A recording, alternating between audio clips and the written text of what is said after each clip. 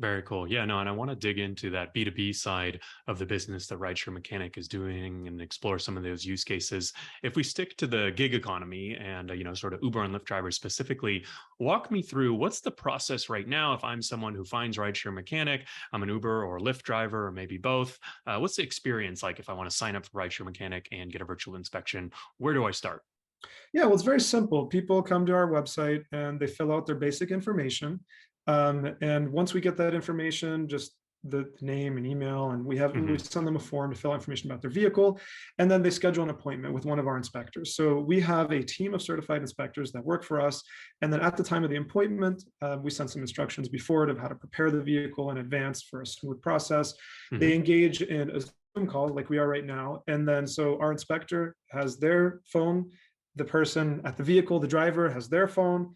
They're going to, turn the camera around and show the vehicle and Hmm. basically follow the instructions that our inspector provides. So the Got driver it. is in a way the surrogate inspector, Mm. helping our inspector see everything they need to see. So we'll give Hmm. instructions like turn on the headlights, activate the windshield wipers, buckle the seat belts, open and Gotcha. close the door, move the seat forward and backwards. There's one part where we set the phone, they have to set the phone down and drive the car forward, drive it backwards, Hmm. hit the brakes. It's a very creative process where we can Yeah. inspect every item, use a penny to measure the tire tread and make sure that that Hmm. is, Oh, sufficient. interesting. And then when we're done, they pay for their inspection, and our inspectors, give them access to a dashboard that we have where they can download their inspection form Yeah. and access it online at any time.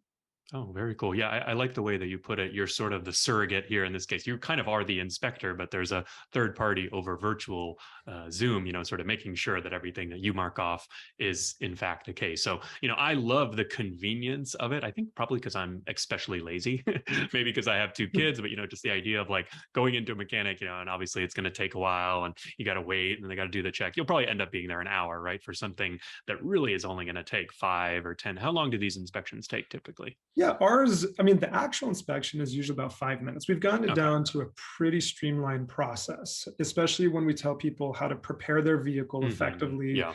Make sure you have Things somewhere like to make set sure your the phone Bluetooth, and things like that. yeah, make sure the Bluetooth isn't connected, right? Because then Hmm. their audio gets hijacked by the Bluetooth audio. Make sure, Yeah.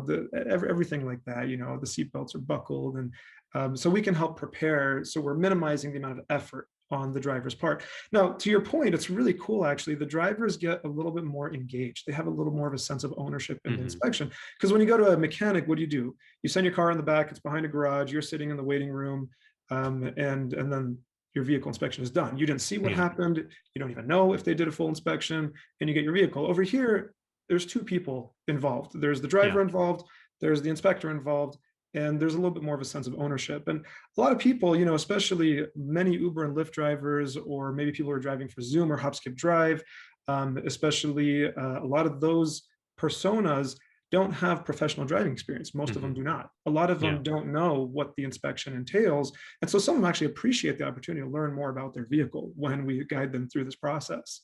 Yeah, definitely. No, I like that. And I mean, I think that anything that kind of adds to that convenience, especially leveraging technology, I imagine during COVID, well, actually, you tell me, during COVID, did you see a lot more of these virtual inspections as everyone, I feel like after during COVID, everyone like learned how to use Zoom basically. Yes, yes. I mean, at the beginning of COVID, our revenue declined significantly because nobody was going out, right? Gotcha. I mean, delivery companies were doing well, but delivery Hmm. companies don't require inspections. And so Right. we were focused on rideshare at the time. And so it was difficult. But once people started going out and drivers started coming back, I Hmm. think that it was a much more well accepted idea because we've been around since 2017, Hmm. well before the pandemic. But after the pandemic, many, many more people were familiar with the technology. We're starting to Gotcha. accept it. I mean, teledoc became a big thing, Right. right? I mean, you have kids, I have kids. It's so Hmm. convenient to just call the doctor for Yeah. minor issues. And that's an important differentiation here. Some people wonder, well, how the heck do you do an inspection over video, right? Yeah.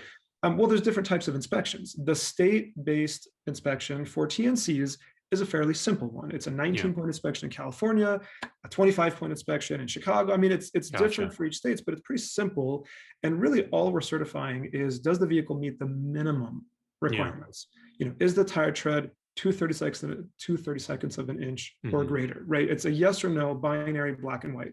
Now, if I were to buy a used vehicle, I would not rely on a 19 or 25 point Hmm. inspection to buy a used vehicle. Gotcha. Just like with teledoc, if my son wakes up and all I need is a note for school to excuse his absence because he's a little bit Hmm. sick, I'll gladly do that on teledoc. Yeah. But if he needs, if he wakes up with pneumonia and we need to get a chest x-ray, I'm taking him to Yeah. the ER. I'm not going to rely on teledoc. Yeah. The For same thing sure. goes here. It's a simple type of inspection. There's a time and place for it, but there are times where this is not an appropriate process. And so that's why, a lot of people wonder, well, how can we do this? It's the requirements that enable us with our unique, process Yeah. as well. And Got the it. So operation. what's the cost for one of these inspections, and how are drivers using? Are they typically getting Uber only or Lyft only? I saw on your website, I think you guys also have a combo pricing. So Yes.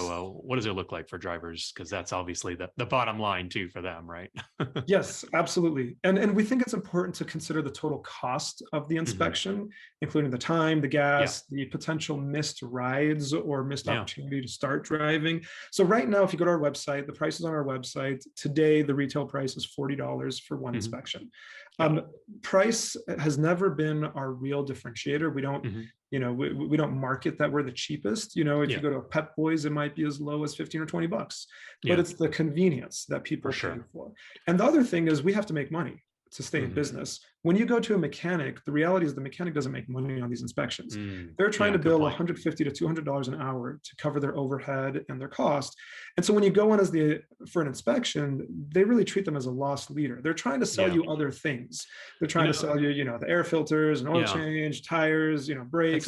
That's actually a really good point. Yeah, because I mean, so I was thinking totally about the convenience, right? It's like save the times, it might be a little bit more, but you save the time, you can go work in that time, or you don't have to deal with it. But I guess the second big thing that honestly might even end up saving you more money is, everyone knows, especially, with I'm happy to throw them under the bus, more of the chains, right? The Firestones and the Jiffy Lubes, right? Those types of outlets are sort of notorious for upselling, and you need a new rotor belt, and you're like, what the hell is a rotor belt, Yeah. right? That's $100, $200, and it's almost like I don't even like going to those places anymore, just because it always feels like you're going to get upsold, and you're not an expert, so you really don't know. So I think that angle is actually very compelling too for drivers. Absolutely. And we see that a lot of people who just don't Hmm. want to go. I mean, during COVID, a lot of people didn't want to go because of potential exposure and they wanted to Mm. do it safe, contact free. But a lot of people, they're just worried about the upsell. So we Yeah. we charge a price that allows us to stay in business. We're a cash run business. We didn't raise money. We bootstrapped Yeah. this. And so that's really the price point where we needed to keep it to maintain our overhead. Because we do have an operationally intensive business model, Yeah. right? For We have sure. a physical, a human being on one end doing Yep. inspection with a human being on the other end. And so there's operational costs that we have to cover. So that's the cost. We do have a bundle. Really what happened was a lot of people, and some people will say, well, hey, I'm just going to submit my Uber inspection to Lyft or vice Hmm. versa. And people are welcome to try that. We just got a lot of feedback from customers that, hey, Lyft didn't accept my inspection from Uber, so now I Gotcha. want a Lyft branded form. Hmm. In fact, this is very interesting, Harry. What we started doing is we realized that each company has different requirements and each state has different requirements, Mm. and each region. And so what we decided to do is let's take the largest common denominator Hmm. and do a more thorough rideshare mechanic inspection that may be Gotcha. overkill for a specific region.